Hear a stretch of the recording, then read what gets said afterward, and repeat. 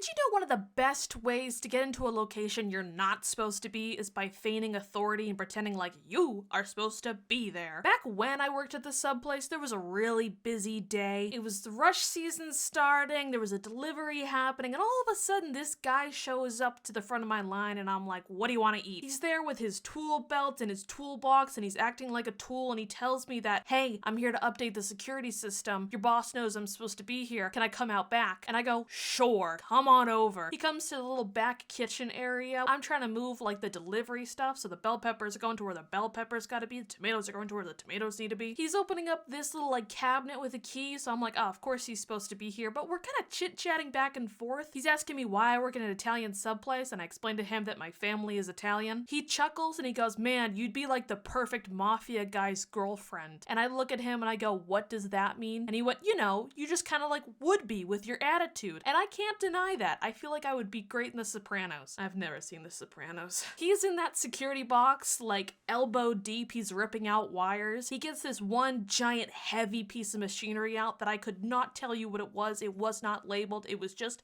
a heavy block of machinery. He tells me, well, you won't be needing this anymore. So where do I chuck it out? And I say, probably in the dumpster out back. He leaves out the side. You hear a heavy thunk, and then he kind of cleans himself up and he goes, well, that's it for me. And he heads out, and some part of that interaction just wasn't quite sitting right with me. So I call up my boss and I tell her, you know, like the whole shebang, what happened. And she goes, KK, there was nobody scheduled to be in there for today. I don't know. There's no security guy. Let me call. She called up the security place that guy should have worked, and it turned out he'd been fired for like 2 weeks.